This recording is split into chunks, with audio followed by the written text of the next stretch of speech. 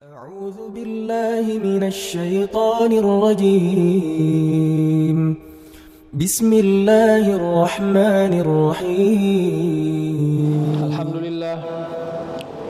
لله الذي وفق من أحبه لاتباع بدينه القويم وأشهد أن لا إله إلا الله وحده لا شريك له الذي خلق الإنسان في أحسن تقويم وأشهد أن محمدا عبده ورسوله الذي هدانا الناس به إلى صراط مستقيم ومن سلكه فقد فاز بالعز والنعيم المقيم ومن هاد عنه ذات الشمال وذات اليمين رمي به إلى نار الجحيم اللهم صل وسلم على سيدنا محمد وعلى آله وأصحابه الذين ساروا الناس سيره واتبعوا نهجه وسنانه فكانوا أحقا بالنعيم المقيم قال الله تعالى في القرآن الكريم بسم الله الرحمن الرحيم والعصر إن الإنسان لفي خسر إلا الذين آمنوا وعملوا الصالحات وتواصوا بالحق وتواصوا بالصبر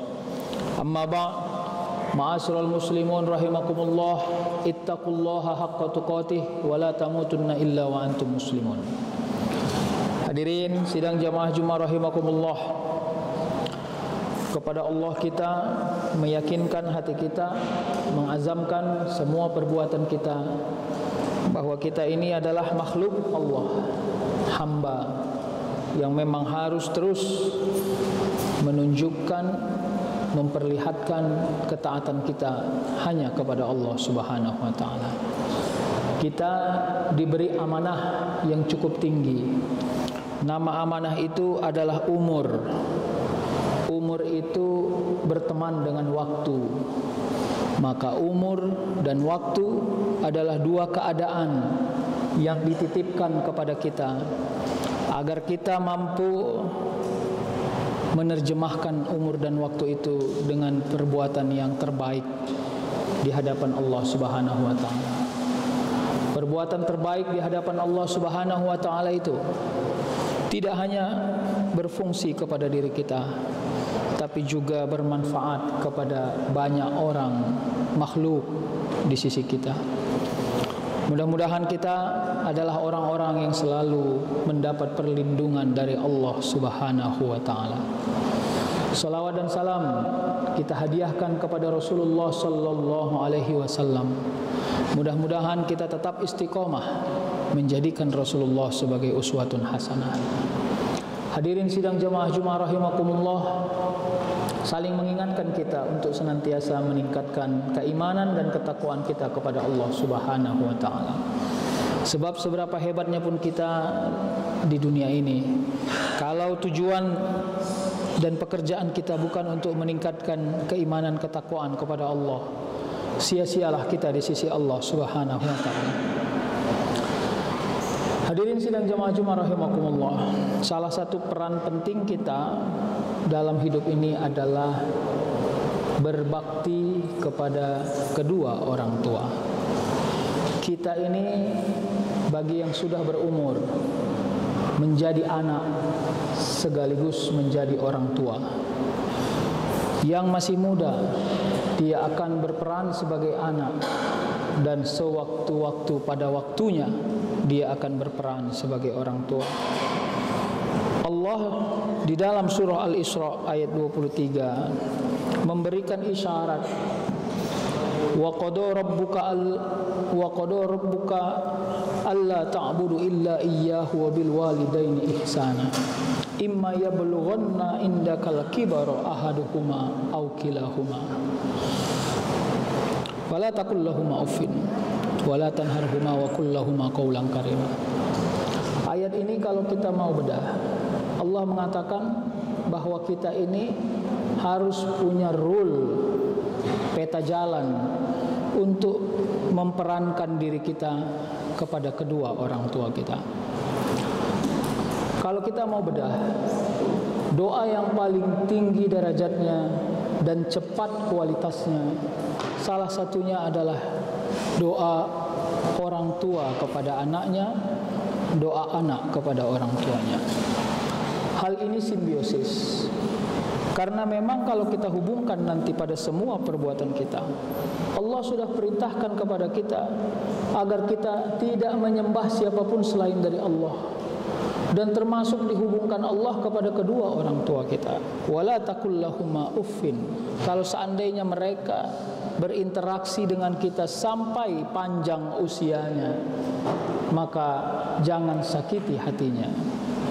Menyakiti hati orang tua itu kadang-kadang tidak terbias pada tanggung jawab. Mungkin kita bertanggung jawab penuh untuk merawatnya, untuk menghidupinya, tapi lisan dan ucap kita sering menyakiti hatinya. Maka ayat ini menyebut jangan kau katakan itu sebagai simbol atas rasa kecewa yang menyakiti hati.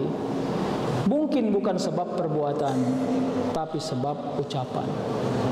Wala tanharhuma, dan jangan kau kasari, kau hardik.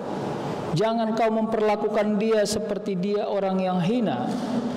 Padahal dari dulu kecil kita disayangi dengan sempurna, padahal seluruh perbuatan kita menyulitkan kehidupannya. Hadirin sidang jamaah Jumat rahimakumullah. Wa qul lahuma qaulan karima. Kita diminta untuk berbicara dengan pembicaraan yang karima.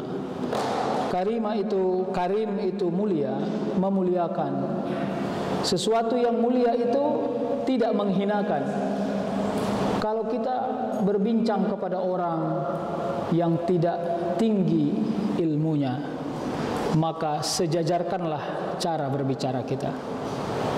Kalau kita berbicara kepada orang yang lebih tua umurnya, maka tempatkanlah dia pada tempat yang kita hormati. Kalau kita berbicara pada orang yang lebih rendah umurnya, berbicaralah dengan penuh kasih sayang.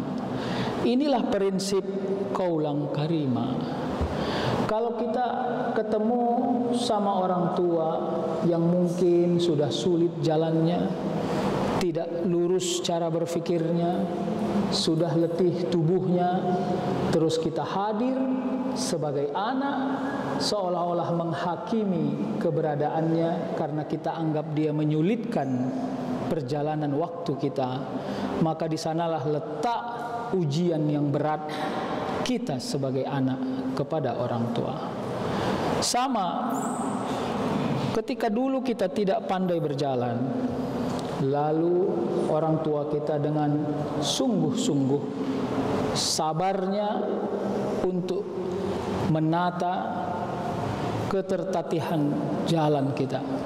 Tidak ada rasa mengeluh. Kalaupun kita sebut, bisa juga mereka dalam keadaan capek dan sulit. Inilah simbol dari doa yang kita sebut, Allahumma firli wali walidayya warhamhuma kama rabbayani shaghira.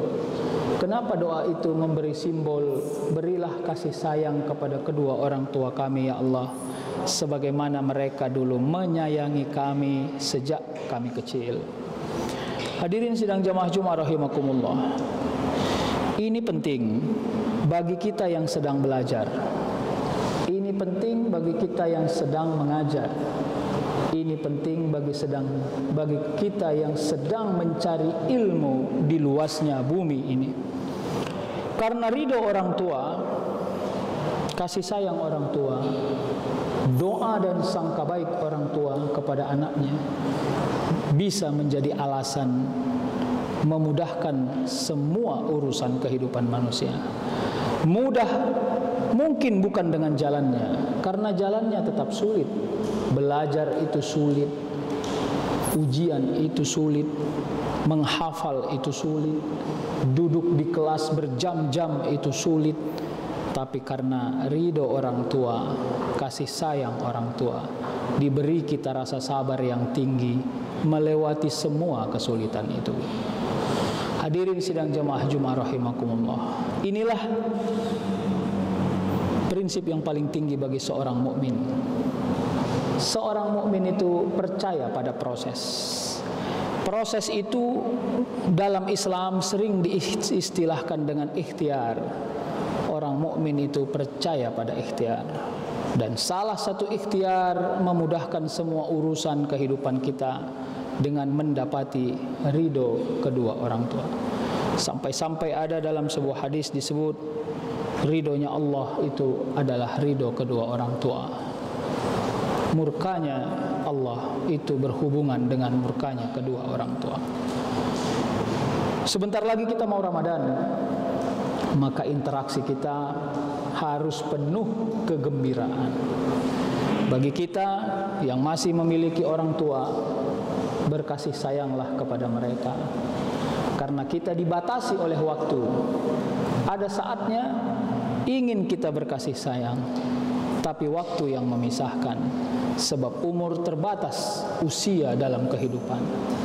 Ada saatnya kita ingin berbelas kasih, membalas semua kesulitan-kesulitan orang tua, karena kita sekarang sudah adidaya, kita sudah mapan, kita sudah sejahtera, tapi usang kesempatan.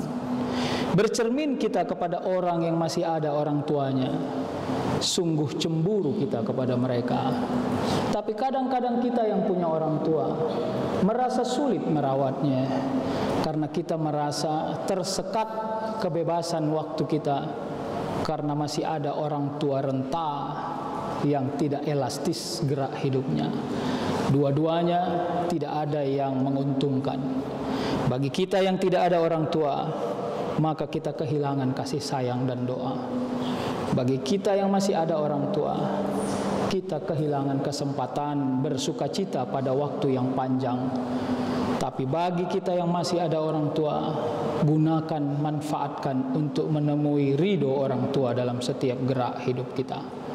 Kalau kita anggap perjalanan hidup kita tetap tidak menguntungkan, uang tidak banyak, harta tidak berlimpah, pangkat tidak prestis, maka yakinkan keistiqomahan dan keimanan ini adalah rezeki yang paling mahal yang Allah titipkan untuk bekal kehidupan kita melewati dunia ini. Mudah-mudahan khutbah yang singkat ini menjadi charger dan inspirasi bagi kita mengisi Ramadan nanti. Salah satunya adalah dengan berkasih sayang kepada kedua orang tua. Barakallahu li wa lakum fil Qur'anil azim wa nafa'ani wa iyyakum bima fihi minal ayati wa zikril hakim wa taqabbala minni wa minkum tilawatahu innahu huwal ghafurur rahim.